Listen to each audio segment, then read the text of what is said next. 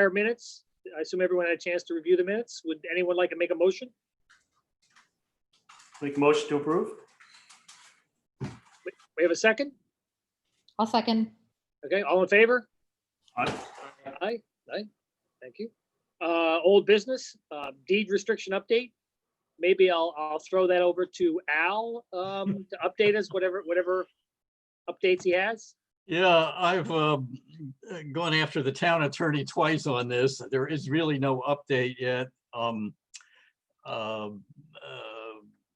I think that Lauren and I will continue to chase the attorneys on this. I think we've got to keep them moving now, because that's really the biggest unknown time delay in this whole process at the moment. I have no idea how long this search is going to take, and once the search is concluded, there could be a period of time in which there needs to be extensive discussion and negotiation with the family, one or more members of that family. So I really see that as the on the PERT chart, that's the biggest unknown to me, is how long this is going to take. I don't know. I just, since the last meeting, this thing is a big unknown for where we are today. Yeah, exactly. I guess we can't put out any kind of RFP, even think of it doing an RFP. Yeah. We haven't resolved that, right? So ultimately, we really can't move beyond a certain point. Is it worth talking about? Because I feel like we've been hearing since this committee was formed that we should consider this a non-issue and that it's going to get resolved. But as the weeks have progressed, there really has not been any update or any movement on this. As far as I can tell, there's been no movement on it. And my fear here is that even when the search is concluded, there still represents one or more family members that may need to deal with making decisions and discussions. I guess I was sharing with Graham, I happen to serve on the land trust board here in town. And in the pursuit of acquiring properties, we often get tied up for long periods of time in dealing with family members, especially if there are several family members who hold some kind of ownership interest. Getting them into a point of agreement is often frustratingly slow. So I don't want to minimize this. I'm a bit frustrated with the attorney right now. That there hasn't been more action. I really don't understand why there hasn't been, and I think Lauren and I, and perhaps we'll have to use Peggy Lyons to move this along more quickly. But even at the end of the air search, we're not done then. We simply know who we have to either negotiate with or get permission from. And to me, that's not the end of the process by any means. So I'm trying to sort of help you see the future I see with this, in that it's not going to move quickly. That's my fear. Can I make a recommendation that we proceed at risk, knowing that, because it's outside our control? Because even if, like Al, you had mentioned, we find out who we need to ask, their options are either waive their rights or buy the property. And to buy the property piece means we need to have a fair market value assessment for the property, which means we need to do all the work that we need to do to figure out what that property is actually worth. I couldn't agree with you more, Joe, and I'm sorry if I've misstated this. I think the committee should continue onwards full bore. The overall process, a piece of it is outside this committee's control, and that's all I was citing. So I agree with you. I think Graham should keep us moving along here.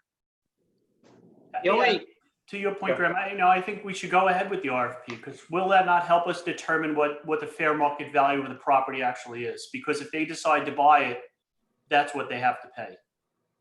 The only caveat with that is, like, do we really understand the risks? Because what Al just said, if this gets tied up for, let's say, several years, which is what I think I heard you say, Al, whatever we determine as a fair market value today is not going to be relevant. Yeah, I don't think we should be overly pessimistic at the same time. I do think this committee has identified a very effective and efficient process, and I would urge us to continue onwards with it. Our charter is really to deliver information to the Board of Selectmen. That's our charter. Good point. Our mission statement. Yeah, Yeah. it's deliver information. Mhm. Good point. The second thing I'd like to say, and it's along the lines of what Althea was saying, I believe we should carefully record the steps for communication because people are going to ask what is going on. And we should probably have like a statement in our pockets just in case, like a history statement. This is where we are, kind of look at it, and just keep it like in the minutes, if it's going to be held in the minutes or whatever, but there's no doubt it's going to be a long process to final adjudication. So I think we should just be mindful of the history up to that point, getting prepared to answer questions to the town. Because I was envisioning, I was telling, my partner, I can envision questions coming up. Are you telling me we don't own the property? Are you telling me this? Are you telling me that? We'll bring you back to the school. You're right. And at the end of it too, at least we can show that we've done our diligence to find the right folks Right. and notify the right people in the right appropriate way. Correct. Should we can, in the case we can't find the right people. Okay, well, yeah, I agree. It's almost like a whole separate track, but Yeah. I think we just defer to the selectmen and the lawyers, and because we just get wound around an axle if we go too far.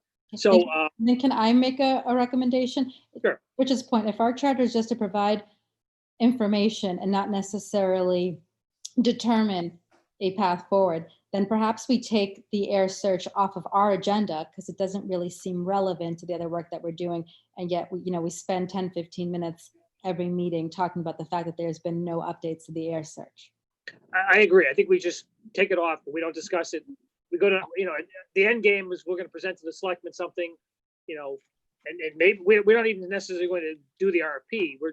That's a potential RFP. So, we look at the scenarios, the pros and cons, the potential cash flow of the various scenarios, and then they can decide whether they want to proceed, with doing RFP or if they don't want to proceed. So I agree. So moving on to items. Yeah. Richard, if you take that off the future agenda, and Al can update it and see if he's got any good news. Yeah, I mean, do we all agree to that? I mean, I'm okay with that. I think do. it's probably a good idea because we have no control of it. Agreed. I think so, yeah. Moving on to item 4, public outreach process. So we did our survey. I saw a lot of data crunching. So I guess the question is, how do we get this out? The local newspaper is looking for some news. So I think it would lend itself to reporting. My big question in my mind is, do we give them the data, or do we present it more as a list of potential recommendations? Because it has the potential for skewing the poll potentially is skewed a little bit based on who responded. But maybe we do that. We let them know that. I'm kind of ambivalent about the best approach. So I'm open to any suggestions from anybody. Any thoughts? I like the idea what you said about giving them, we don't have to tally the number, but here's the list of items that came up. Here's what people said, and then put the caveat there that it was just a brainstorming survey. It wasn't leading in any direction, but here's a list of results we got. We don't have to tell them, 2/3 of the results mentioned OLM. Right. Like, I think it is biased. Yeah, Because, we don't have to show the pie charts. yeah, Just a very rough brainstorming list. that's misleading. Like, Do that. not rank ordered, like not categorized in any way, just maybe like alphabetical to make sure that Perfect. people know it's not rank ordered. Right. And the purpose is, as you recall now, the purpose was to solicit any possible ideas that we hadn't thought of. So which we did to some extent. Well, we could use it as a useless survey. Well, if there's If there's money to be made in a useless survey, we'll find out. Well, it wasn't useless. I mean, it kind of, it's verifying what's probably in the back of all of our minds. No, I'm just talking about two people answered it as a useless survey.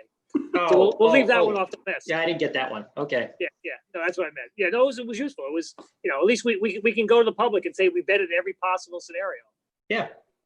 We gave the public the opportunity to voice their thoughts. Right. Yeah. So I think I'll make it just a generic list alphabetically. I think that makes a lot of sense. So there's no bias and no statistical information, and then we'll do that. So we'll get a little news flash, on that. Next steps to present data. So we'll get it in the newspaper. I guess at some point we come before the selectmen. Maybe after we get the results from the septic system and this information, we can do like a presentation, update, those two things, so have a little more meat for that. So moving on to B, the newsletter. I guess we'll kind of incorporate that same data. I think Jason, who was unable to attend, but I think he was the keeper of the newsletter. So we'll let him know, and if he wants to put that out, and so we'll get the results out there. If anybody has any other thoughts on that. No. Okay. Item 5, status of engineering review on septic system feasibility study. So I distributed the raw data. The test bits were done last week. They're going to do the perk tests and locate the location. So the word back was they were good results, in quotes. Obviously, there's deep soil. The ones that had shallow ledge or water, I think, were near the wetlands, which was not unexpected. But there's a good, 10 feet of, sandy material, in the higher parts of the site. So that's encouraging for that. But I don't want to prejudge it. I got to chime in with a joke. They went down 10 feet. Wow. If you could go up there 10 inches, you're doing good. Exactly. So there were some you pointed out that were, I'm not sure where that was. The map, he sent the map that it wasn't keyed in, so you couldn't locate them, but he said he'll get that map to us after he does the perk tests, and he'll locate them exactly. So that part's moving forward, and the town sanitarian was involved. So I think we should at least know, where we're heading with that shortly. Hopefully. Greg, Yep. This test, just a perk test. What was the purpose of it? It was not a contamination test, right? It wasn't a EH&S. No, in the world of septic systems, it measures how quickly the water percolates. Perk test. It's a perk test. Percolation, yeah, correct. Yeah. Okay. So that's one of the variables they use to determine the septic systems, the sizing of the septic systems. So and this engineer actually did the design for the current school, so he's very familiar with the property, and it's one of the reasons I thought it made sense to use him. So, that's progressing, and he didn't damage any of the pavement when he was out there. He told me, so that's good. I think so hopefully, by next meeting, so not next week, the week after, we should have a final report back from them. Hopefully, I'll push him to try to get it back before the following Tuesday. Cool. So we'll see. It depends on summer vacation, summer holidays, stuff like that. So that's proceeding. Number 7, the RFP for commercial appraisal. This is 2 items. So that's different. Yeah. So I talked to Gus Horvath, who was on the other committee, and reminded him or asked him for the name of the person who had done this kind of task. They did this, and they went through when they did the appraisals. They looked at the old appraisals and calculated the potential tax rates for when they did the academy school study. So Gus didn't remember the person, but he connected me to the person who would know that person. If you remember, that person actually came to one of our meetings early on and presented the data in a big ring binder, and she had done all this calculations versus taxable yield and so many units and how much money they could get. I mean, basically, to summarize, if you build 25 luxury condos comparable to the Muse, you get 25, basically what they pay for taxes over at the Muse. I don't know what that is, $12,000 or $15,000 a year times 25. So that's kind of the potential cash flow out of that. Comparing that with the school, if it pays taxes and it's say they buy it for $5 million, and and the appraisal of that, that would generate a certain cash flow. I mean, I guess in theory, we could look at all the other scenarios that were on that list to generate revenue that are viable. I mean, the other big one, we could be a municipal building, we wouldn't generate anything. So, and then it could be affordable housing would have to rely on tax credits to be viable. And that is another potential path. I don't know if this is the spot for it personally, but that is a scenario. And then, so we could look at all these lists of these items and what they could generate if they're allowed. Obviously, some of the commercial stuff wouldn't be, ideal. So I think hopefully we could do that with the capability of people in town and the assessors to generate that, cash flow. I mean, I think that's kind of what I'm thinking. Al, do you agree with that? That was one of the ways people were looking at the selectmen, were looking at the various scenarios. Yeah, this committee is, I'm gonna try to answer that. I think this committee should not only be presenting information, your factual findings, what the public has said to you, but I think your opinions are also of value to us as well. So I think everything that you have collectively learned, I would hope you would feel comfortable transmitting to the public through the selectmen. Did I answer your question? Yeah, I think so. I mean, I guess there's pros and cons. So I'm envisioning that this list becomes some kind of a matrix, and we have, potential sale price, potential, I'd just be guessing what the sale price could be, potential tax revenue, pros and cons, thoughts. So maybe another 2 columns where we could see some things would not generate revenue, taxable revenue, but they would be an advocate for the town. If this becomes the community center, for example, that would be a scenario. And I think some people did mention a community center.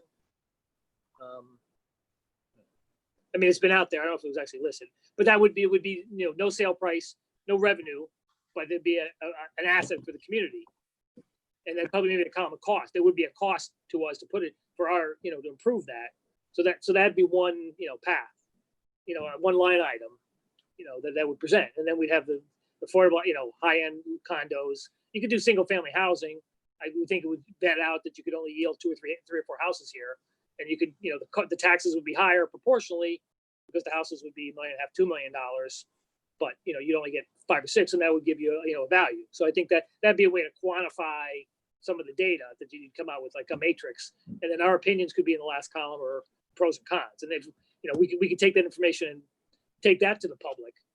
I think we should absolutely do that. That cash flow analysis of upfront cash, future cash flow, 10 years, discount everything back today, make it apples to apples, overlay the second set of survey results on top, which takes a feel of what people want.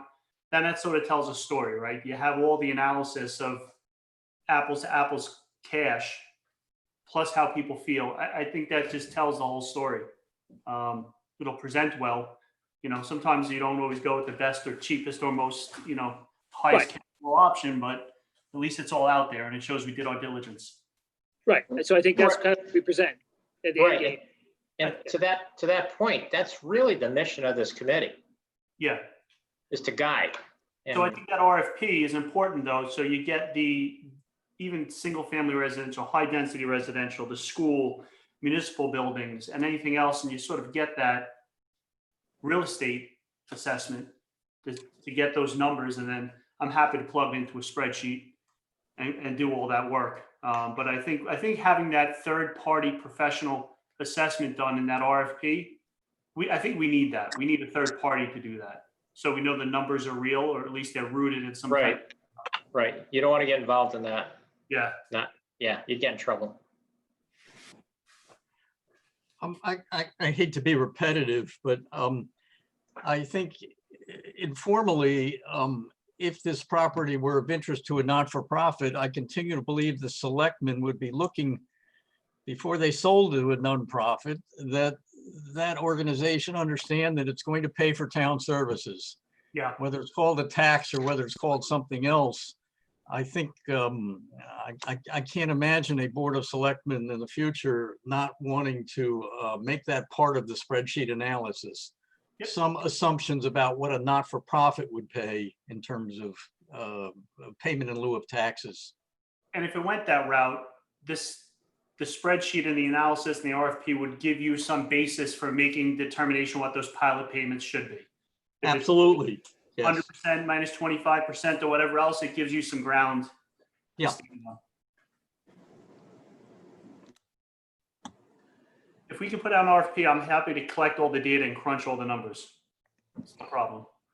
So just to clarify, so I think there's two different types of RFP. So there's a real estate appraisal RFP and a development RFP. Are you talking about the real estate appraisal kind of thing, as opposed to a developer RFP? Because I sent out some samples of that. So is that? I think almost both. No, Both. I do both. Yeah, I mean, it is one's a little more elaborate than the other one. Yeah.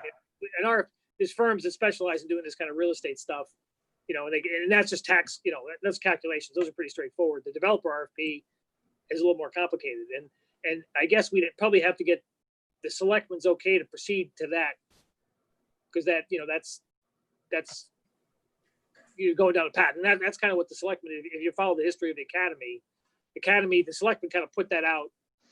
RFP, they wrote their own RFP, which I sent. I think I don't know if I had a chance to look at it, but the town put out an RFP like 3 years ago, focused on multifamily redevelopment of the property, and it was pretty explicit that that's what they wanted, and that took a life of its own, and then flipped back to the community center approach, where ended up they formed a committee. So we're kind of coming at it from a different perspective. I think we just have to understand the format of the RFP, because I think the selectmen are the ones going to have to decide whether we put the formal development RFP out. Because once you do that, you kind of you're going down a more serious path. Just for clarification, the development RFP would be for multifamily or single residential? Well, that's the question. So how broad would we write the RFP? Because the RFP could go out for selling the property. We could put an RFP out. Here, buy this property. End of story. You know what I mean? Give us your proposals. Do whatever you want with the building. Reuse the building. And that some of the formats are very simple, and some of them kind of are a little more explicit about what they want. They want multifamily. The second one, because they thought they had done the selectmen, previous administration had come to the conclusion that the tax revenue was going to be maximized. And there was no one was showing up to buy the building for a school either. So that was, and after 10 years of looking at various scenarios, multifamily was apparently what they thought was the best, highest use for the property. And I tend to agree that might have been the case if you weren't going to do a municipal. But we could do a earlier appraisal kind of thing, a tax revenue appraisal for the real estate people, and look at some of the scenarios. Because there are people that do that. So I think that's what 7 was referring to. I think Jason was the one who initially suggested that. Correct me if I'm wrong. He's not here, obviously. But I almost want to do both. I want to put out a single family residential, high density residential, sell the property as is. So that could include school use, OLM, or whatever else. And then the municipal, the do nothing option is, and leave it municipal. That's going to have some cost too, because if we use the building, the town's going to have to put some money into it, and there's no revenue generated. That'll be another column, but that's not an RFP thing. I'm just thinking, so multifamily, single family, direct straight sale. Yeah. And then, like you said, from the tax perspective, each of those things are going to generate a different tax income. Right. So I mean, I guess we could kind of try to take a guess at the spread, do the spreadsheet ourselves. Because I think we can get that. I think we're going to have to. Just need real data. That's all. The spreadsheet's actually not that bad. It's not. No, I agree. What's the annual income based upon what you sold it for, the use of the property, discount everything back to today using some discount rate, make sure everything's apples to apples, get net present value, figure out which is the best option for the town financially. Not to say that's the driving decision, but it's right. Because you're right. The school, someone buying the school it's more valuable as a school building to someone who wants the school than a developer who wants to knock it down. Exactly.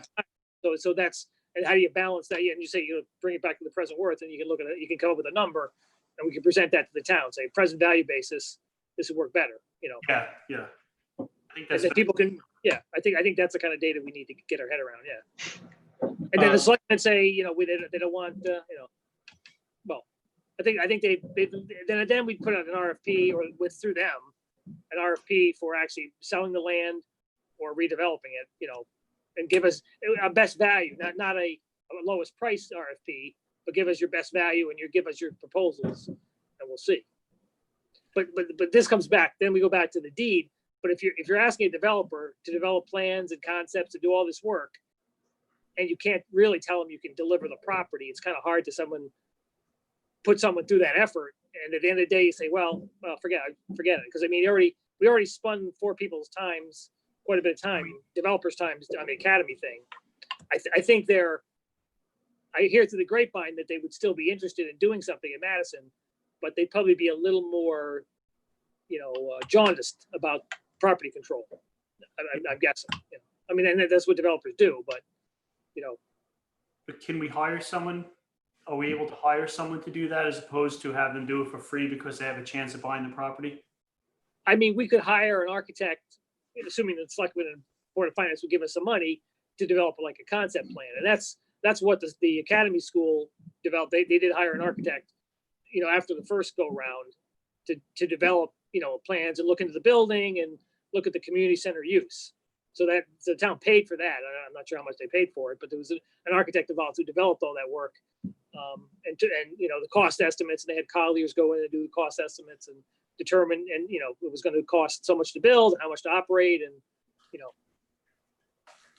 And I was just wondering if you could hire like CB Richard Ellis or someone, you know, some larger real estate firm to actually do a valuation on the property under those different scenarios.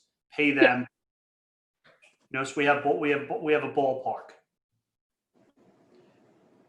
Yeah, I mean, you can pay. We need the money, and times are tough. You know. Yeah. It wasn't easy to get that 10 grand. That was 6 hours of my life I'm not getting back, but. So. Just wondering how much it would cost. Yeah, I can reach out to a couple people. I mean, I don't think it's a huge amount of money.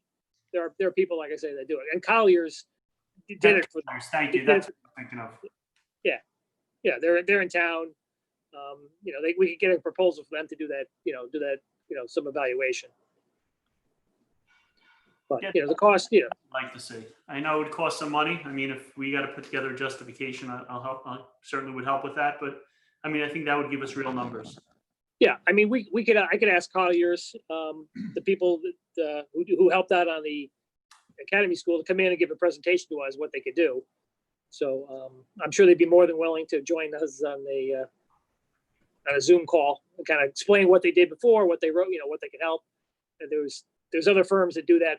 Pierce, Pierce wrote the one that Adam Killingworth did for their school in Higginham that they tried to sell. So there are people, you know, real estate professionals are willing to help, you know, do this kind of thing. Yeah.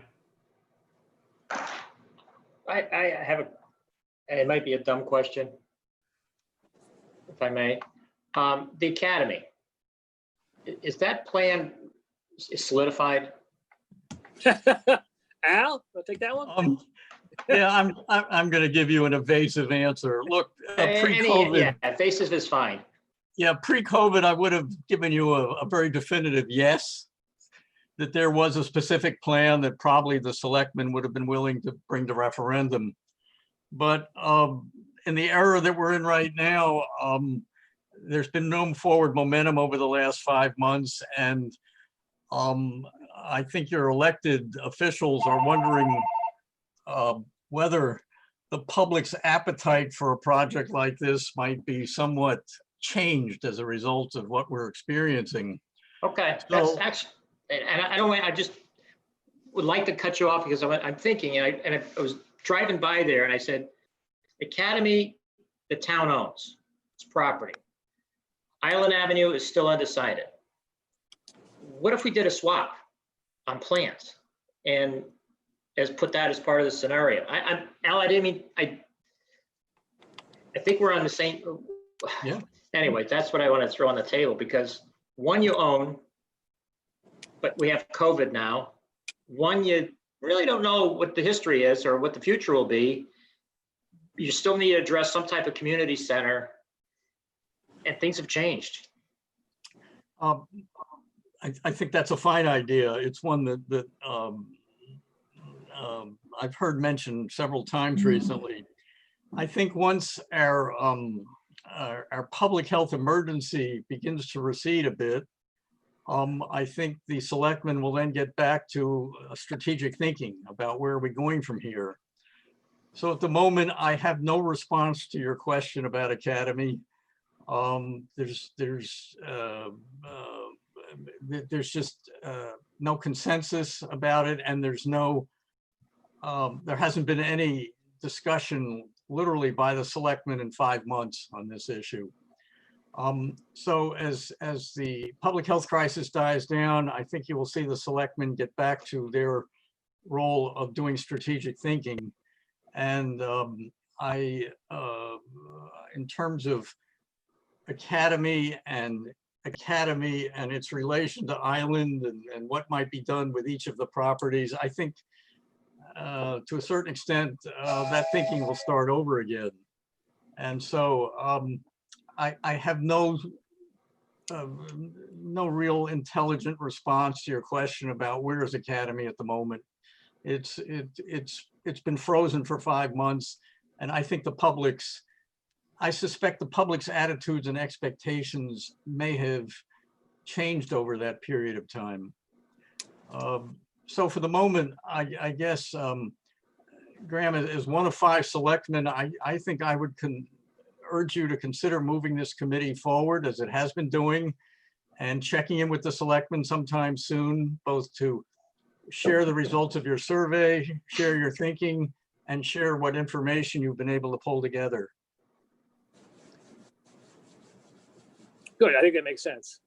Do you think we should release the survey to the press just by list prior to presenting it to the selectmen? Do you think there's any risk of doing that, or I mean, it's pretty vanilla. I mean, well, there's a risk in either way. I'd like to get back to the committee on that. I haven't really given it any thought. I haven't seen the results, nor do I personally need to. I think the public is absolutely entitled to the results, and whether it's good form to present it to the selectmen first, I don't know. I don't feel terribly strongly, but how it's presented to the public, I think this committee and others may want to give some thought to. Without actually seeing the results, I'm not quite sure what I'm saying, but there needs to be a thoughtful message to the public from this committee as to what you think the information shows, or the survey data shows. I think it needs to be more than just a factual release of here are the numbers. right. I mean, and that maybe you gathered from our conversation, but there was a strong advocacy for the use of OLM, but we suspect in the 75 or 80, categories, there was a certain, it was not random sampling. So there might have been, in my opinion, a slight bias, but I mean, I don't want to accuse anyone of deck either. So I'm sensitive to that. If I say that, then it's kind of inflammatory. So I think it's better just give it the list and So maybe keep it. Yeah. If I could get back to the committee at the next meeting on that, I'd like to get some thoughts from some of the other selectmen. Okay, yeah. So we'll hold off on getting it out in the public until you give us some feedback. I mean, the safer route is probably go to selectmen and tell you, and present it there perhaps, but let us know. Are the findings, is there a draft? Is there a draft of the report of the findings yet? Is there something for folks to react to? I mean, it's raw data. But it's just there's a pie chart and there's various charts showing the results, and it was but it's like I said, it's heavily OLM factored in very heavily and explicitly in the results. Yeah. So if you believe if you took the direction of the town as results, we'd be selling the thing tomorrow. Let me put that. Well, okay. Be a groundswell. Yeah. Well, I'd like a chance to get back to the committee with some more thoughtful next step with the findings. Yeah. Maybe we can get the results of the septic system study and present those and the survey results to the board. Whatever the next board meeting is after our meeting next Tuesday, assuming the septic system's done. This way we have something to present to them. Right, yeah. Yeah, the next night meeting of the selectmen. Yeah. Mhm. And does, actually to that point, does the newsletter have to go out before the next board meeting? Maybe what Joe said makes a lot of sense. Just present all of the findings at the board meeting with a follow-up news article. Yeah, I think so. And then we can, that'll be, so we'll get the story officially straight with the selectmen. It'll be curated, and then we'll be aligned with our story rather than get to in front, because I can see that could be a problem. So I think it makes sense. Graham, there was one item from the last meeting, and I may have missed it if you've covered it, but you and I were asked to investigate oil tanks. Yes. I don't know whether you shared that with the committee. I don't think so. If you maybe just update Al, if you got the, Okay. I mean, I got the, Yeah, well, Graham and I chased Bill McMinn, the director of facilities, and he informed us that the oil tanks at Island had been removed approximately 3 years ago. Not only were the oil tanks removed, but I think some of the surrounding earth was removed. And so the school now operates on natural gas. And as far as Bill McMinn is concerned, there is no oil tank issue or oil contaminated soil issue on that property. Yeah, thank you, because what you probably did is probably added value to that property if we decide to sell it. That's actually, I find that good news. If they have documentation of that removal, it'd be good if they pulled that documentation and made copies and had it readily available. Just because if we do sell the property, that's probably gonna be something they look for. If I can, I will ask Lauren if she can obtain that for the committee. I'm almost certain that we have I'm going to call it a bill of health from the licensed contractor who removed the oil tank, certifying that the tank's removed and there was no contamination present. yeah, I think state law requires you have to file it with the, I believe. That's what I'm thinking of, yeah. Yeah, so think there's it's probably required. yeah, It's gotta be filed, yeah. So, a deep report that goes with it, if not, at least something locally. yeah, if there was some soil involved, that implies there was a little bit of, perhaps a tad bit of petroleum mixed in there. Yeah, that's They took care of it, yeah. what I'm thinking. Thanks, Al. Thank you. Yeah, thanks for following up, Al. So, so the new business, so preparation for the next board of selectmen, so we talked about that. So we'll check the schedules. I'll verify the timing of the getting the report. Item 9, public comment. Lauren, I assume we don't have any public? No. No, no one's on. Okay. Do people really have anything better to do than join these meetings at like 6 o'clock on a Tuesday? Come on. Nothing?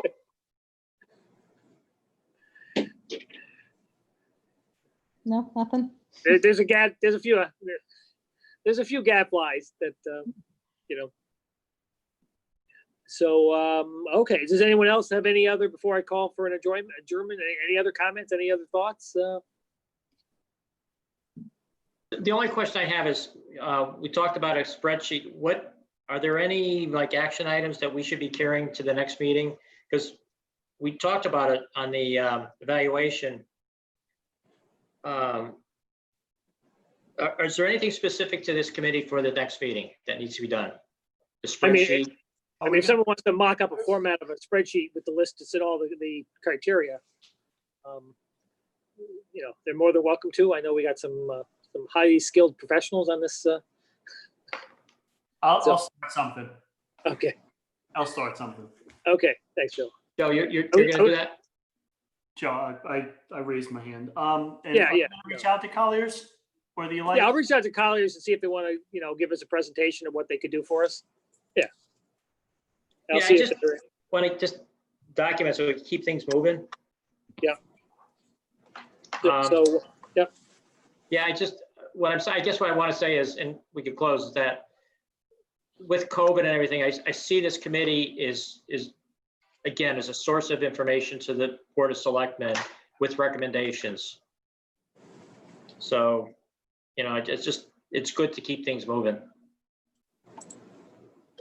yeah, no, exactly. I mean, as they may be in the need for a little revenue, the not too distant future, based on what's going on, with COVID. Yeah. So. Yeah, it's just, things have changed. But you'd never know it walking around downtown Madison on a Saturday, after,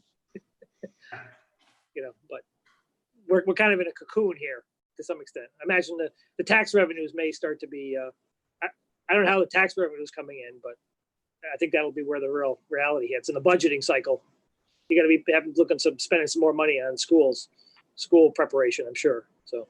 Yeah, I tell you one thing, Madison is a target of like future growth. It's hard to find a house. People are trying to find houses here right now. Yeah, I mean, it's. Yeah, like 30 something houses sold in July, in the first 3 weeks of July. It's, we're noticing in Seattle that, there's the huge influx to Seattle before COVID. Now there's an influx leaving Seattle, and it's following other areas in the country where they just don't want to be in the city anymore. And with Zoom and all the electronic access that we have, or potentially will have, they're looking at the suburbs, and Madison could be a target. It's a work from anywhere now. Society. We're contemplating 50% of our workforce never coming back to the office ever again. So that noise, by the way, is Cecily's cat. It's not me. That was your stomach. It's time to eat, Rich. Yeah. Yeah. Sorry. Yeah. So you're right. It's good news for Madison. Real estate values. Not so good if you're in the commercial real estate business, unfortunately. But No. But there's not much developable land left in Madison. It's mostly open space. There's very few. If you do look at the planning, there's no land that's not owned by the water company or the town, or. So. Well, that's why you have to ask the question about the academy, and when I see a building sitting there, and it's no other reason but is the fact that we're in an emergency situation now, but you own it, and things change. So anyway, that's why I threw it out there.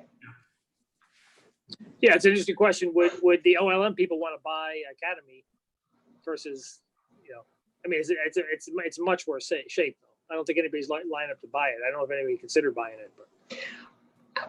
Another question: will you think OLM is going to be around?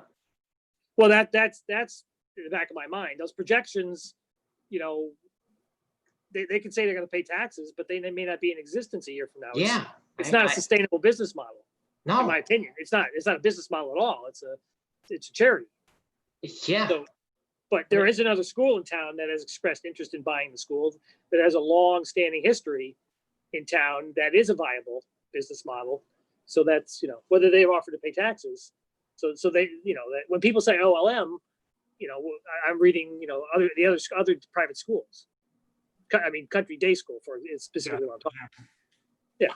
So, but would they be willing to pay, the market rate for, are they gonna pay $5 million for a building, or they take it for $1? Yeah, I just don't see anybody paying $5 million for this building. I mean, personally, it's not worth anything to anybody. I mean, for example, the one in Region 17, they had a school, similar situation. They put out RFPs. They got one bidder who offered them $500,000 with a lot of conditions. And, he said, that's all it's worth to me. The building it requires so much work that it's not worth much of anything. I'm doing you a favor, taking it off your hands, basically. That was his, Sometimes it is a favor because there's carrying costs. Right. Yeah, exactly. So there'll be something to say if we didn't have to keep it up. But I think Madison is unique in the scenario is that, at least we think this is be valuable for multifamily. you know, make sense to knock it down and build too. I mean, there's a few communities where that would make sense, you know. And Madison, south of Post Road is definitely one of them, I think. But like West Haven tried this and they couldn't get anybody to take their building off their hands. No one wanted it. You know, in Massachusetts and a Boston metro in a hot real estate market, people buy these old schools and renovate them. But I don't know if it really makes sense, you know, around here. And in this building, I don't think it would make sense to renovate because of the shape and the size of the units. The rooms are only 800 square feet. So, but you know, that developers could ultimately decide that. But that's what I have heard to the grapevine. And it's really not really viable as a use. It's not a classic pre-war building that would have a lot of charm. It's a 1950s cheap commercial construction, you know. So, but that's just me. So anything else? Anybody have any other thoughts, insights? Anyone want to make a motion to adjourn? I'll make a motion to adjourn. Give a second. A second. All in favor?